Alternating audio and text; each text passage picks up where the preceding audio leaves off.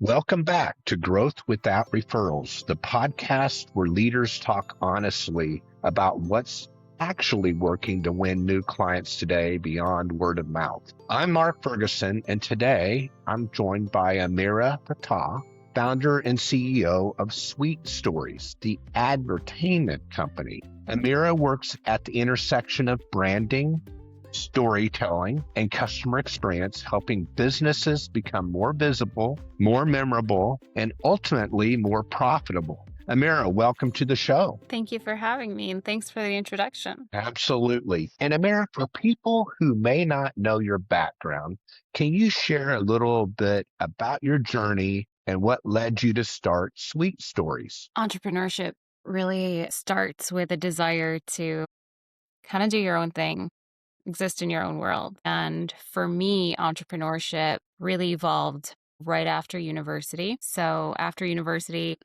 you begin to grow into a personality, into a person, into your own form of self.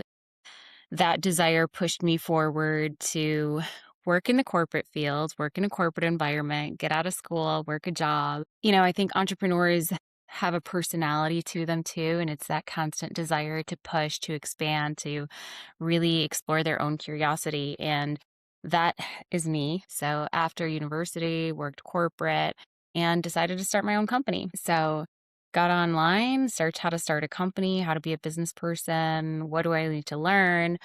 And my experience was in events, and that is where my curiosity led me. So I started a wedding planning company, and I watched the movie The Wedding Planner and got the headset and, really just started to look into what does it take to take this into that sphere of more. If I want more for myself, if I want more for my career, if I want more with my time and my professional development, how does entrepreneurship connect me to that? So from wedding planning, that continued onto working with friends and community and growing through marketing myself, essentially. And then when COVID happened, a lot of things changed. So throughout a corporate career and jobs and balancing my own side hustle as an event planning company, COVID changed a lot. Weddings Yes. changed, groups of people getting together, things like that shifted the entire wedding planning industry. And at that time, I also had a 1-year-old and I was pregnant. So I was able to really ask myself, where do I go from here? How am I going to navigate entrepreneurship? The mindset, the physical demand, the emotional demand. And at that time, I was very lucky to have clients that really wanted to get involved in personal branding. The shift from event design slowly transitioned into brand design. And that is when Sweet Stories was founded in 2021. So right at the cusp of the end of the pandemic, I decided to start it as a new company, really go towards advertainment, because what companies are looking for is not just branding, it's really an experience. And I was able to pull that through the event planning and eventistry, which is my wedding planning company, to say, okay, people want experience. People want to really linger in a brand. And thus, advertising and entertainment just kept popping up. And I'm like, there's something here. And thus, we have advertainment. So that's Sweet Story. Love that. I love that, Amira. And your journey is fascinating and how it evolved, right? And then the advertainment terminology and Mhm. how you just expressed that. I do think that's very strong for today's business owners and et cetera. And one thing you mentioned when we talked earlier is that referrals have played a role in your growth. And honestly, that's true for almost every founder early on. How much of your business today has come from referrals? Okay. Okay. And why do referrals work so well in your space? The first word that comes to mind is experience.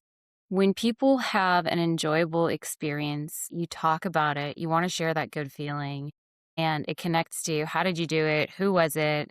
And you go through that route of lead me to this positive experience. And when there's a common theme there, whether it's a company or a person or a methodology, that pattern presents itself as a referral. And I also think referrals come from your other clients because you've instilled trust with them. They know that you actually deliver.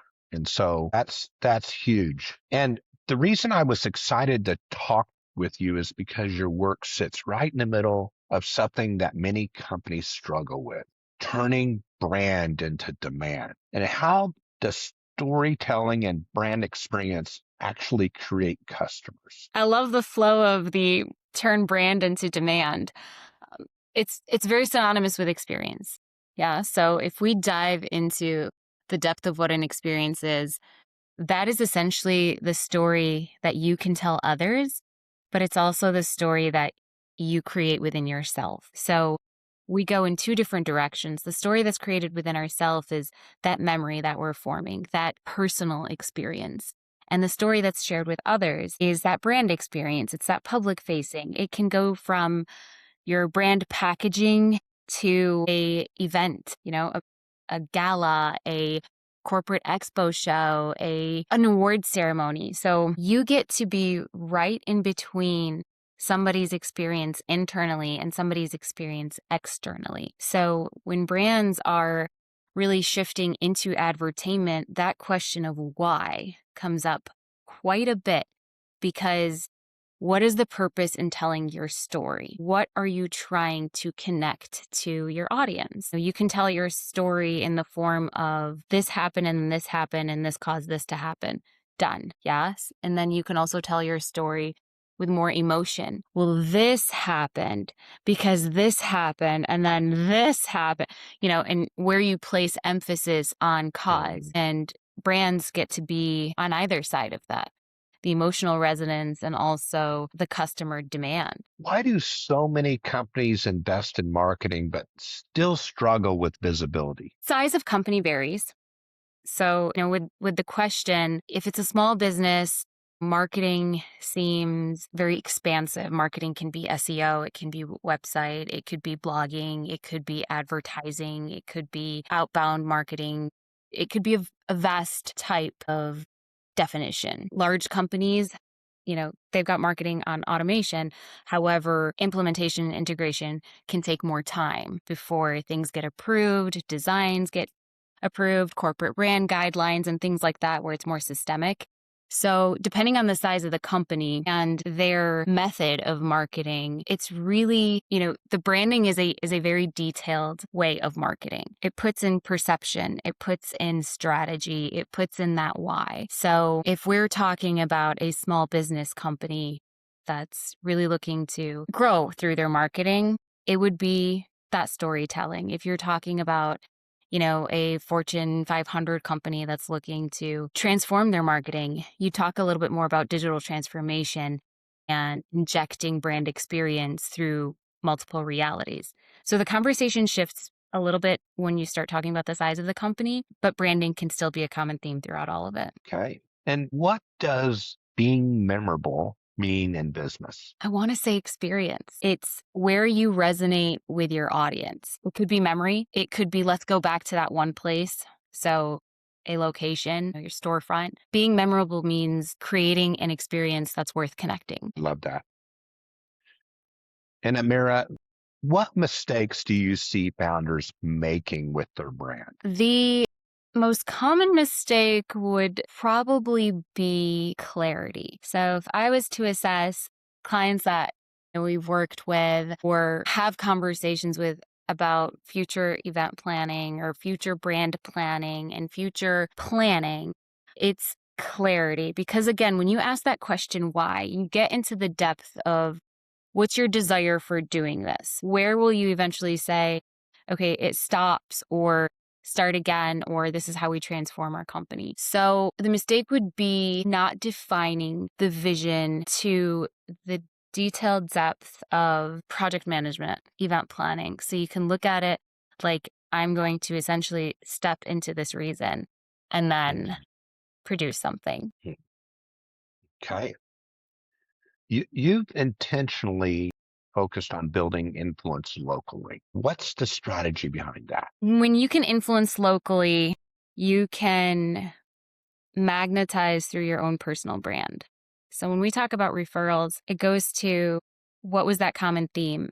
And a lot of times it's a person, because it's the person that's having the conversation. It's the person that's relaying the experience. So being able to influence locally is really taking yourself into any room and being able to create connection through that conversation or through that brand experience. And I think that that's where everybody's magic lies, within their own unique identity and being a personal brand within themselves. Take yourself with you. So much of branding is identity. If you take a product with you somewhere, you've got a logo, you have brand packaging, you have a theme to a design. And I think when you take a self with you, you get to essentially create your experience around that persona. It's like when you subliminally people dress up for an occasion. Yeah, you wouldn't necessarily go to the gym the way that you would go for a wedding. So you might take an outfit with you and dress in that outfit.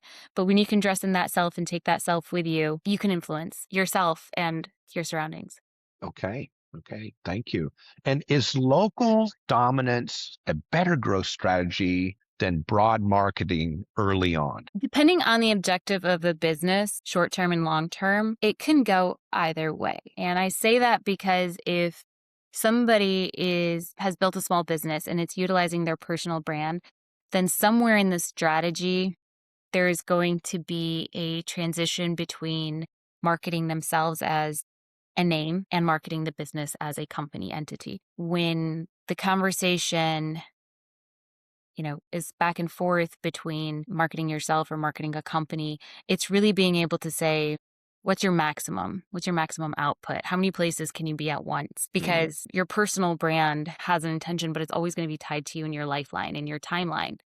Whereas a company, it can be broadcast marketing, it could be billboards, it can have that capacity of establishing a customer service department, establishing the maximum input of what a public audience can put forth. From your perspective, what makes an entrepreneur stand out? Experience. Hmm. That's really that differentiating factor. It's how much experience could you have within one experience. So if you think about some memories that you might have as a person, some memories resonate much more and they last much longer. And as an entrepreneur, we're walking billboards. We're walking billboards for ourselves. We're walking billboards for our brands. We're walking billboards for everything that we represent, from ourselves all the way to our brands and all of the other things that we might represent. So being able to distinguish yourself is attaching an experience to every version of yourself and every brand that you represent or might represent. Okay. And as an entrepreneur, what mindset has helped you keep going when things were uncertain? I've established my personal brand values, and it's resiliency, persistency, consistency. Those things kind of triangulate you into a form of a character. So that way, wherever you show up, I can still show up. The mindset is really what you clock into. When I previously referenced about bringing a self with you to create that experience, that mindset is our form. It's what we really clock into and clock out. And as humans, that's what we build with our spiritual self, our mental self, our emotional self. So the mindset it's resilient, it's persistent, it's consistent. And those are the things that, one, ground me, but also grow me. That's amazing. Yes, I agree 100% with you. And what advice would you give someone trying to grow without relying only on referrals? So asking yourself what other networks you can tap into. Referrals usually start because you have a direct sphere of influence. I can text a friend, I can call a friend, I can reach out on social media. But when you're making an effort to grow without referrals, you really ask yourself, what other networks do I have access to? Is it a local community building? Is it my children's school systems? Is it a nonprofit organization that I might have access to? Is it a LinkedIn group? What networks do you have access to that you can tap into? Just knock on the door. And then being able to present value. What can I talk about casually over a cup of coffee while I'm walking in a park, while I can say I've done this, or I have experience, or I have enough curiosity to want to talk about it. That's how you can add value. And then by bringing your authentic self means that you can maintain regulation in any conversation. Now, with social media, the term imposter syndrome is there, people trying to be something else, which with branding and identity, that's okay. Be something else. But being authentic means that you can still have your values or your mindset and take that with you. So those three things create a direction in how you can approach growing without referrals. Okay.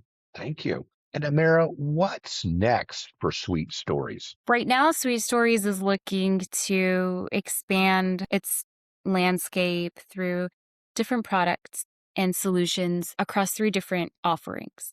Do it yourself, do it with a little bit of help and professional experience and expertise, or have it done for you. Those 3 avenues allow us to not only expand our products, but it expands our services while reaching different markets, small business, personal brands, large companies.